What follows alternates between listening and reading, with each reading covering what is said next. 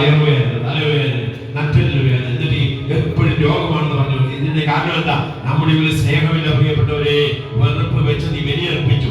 അതുമൂലം പല രോഗികളെ ചെന്ന് മരിച്ചുപോയി. അവരുടെ കർത്താവിനോട് പറഞ്ഞു, കർത്താവ് എന്റെ രോഗപീഠകൾക്കെല്ലാം കാരണം എന്റെ ഉള്ളിൽ സ്നേഹം നഷ്ടപ്പെട്ടു, വെറുപ്പുണ്ട്. അതുപോലെ തന്നെ നമ്മളെ വേദനിപ്പിച്ചവരെയൊക്കെ ഓർത്ത്, നമ്മളെ വേദനിപ്പിച്ചവരെ ഓർത്ത്, എന്നെ പല വേദനിപ്പിച്ചു അവരെയൊക്കെ ഓർത്ത് ഇരു കരങ്ങൾ ഉയർത്തിപ്പിടിച്ച് എന്നിട്ട് അനുഗ്രഹിച്ചുകൊണ്ട് പ്രാർത്ഥിച്ച് നമ്മൾ വേദനിപ്പിച്ചവരെ നമ്മുടെ മുമ്പിലേക്ക് കൊണ്ടുപോകാം.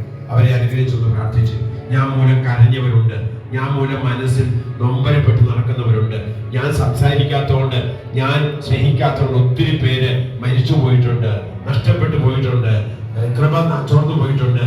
കർത്താവേ, ഞാൻ സാത്താന്റെ കൂട്ടാളിയാണ്, പിശാചിന്റെ പക്ഷത്താണ് ഞാനിപ്പോൾ നിൽക്കുന്നത്. ക്ഷമിക്കാത്തവരെല്ലാം പിശാചിന്റെ പക്ഷത്താണ്. സാത്താന്റെ രാജ്യം വളർത്തുന്ന ഒത്തിരി പേരുണ്ട്. പ്രിയപ്പെട്ടവരെ, അവന്റെ രാജ്യം തകരണം, ദൈവരാജ്യം വളരണം. കരങ്ങൾ ഉയർത്തി സ്തുതിച്ചാട്ടെ. വേദനിപ്പിച്ചവരെ സ്തുതിക്കട്ടെ. ഹല്ലേലൂയ, ഹല്ലേലൂയ. കർത്താവേ, കൃപ നൽകണമേ, അഭിഷേകം നൽകണമേ, ആത്മാവേ ഞങ്ങളെ ശക്തീകരിക്കണമേ, ബലപ്പെടുത്തണമേ.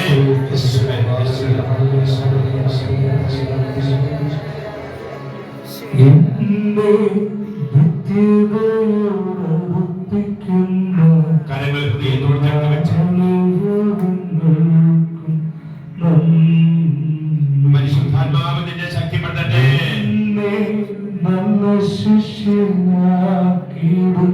യേശുവേ, ആത്മാവേ, ആത്മാവേ നിറയണമേ.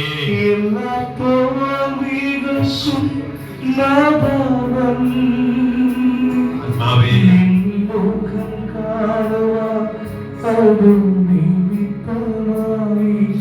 എല്ലാ കണ്ണുനീരിലും നിന്റെ സാന്നിധ്യമറിയാൻ ഇടയായിശോ.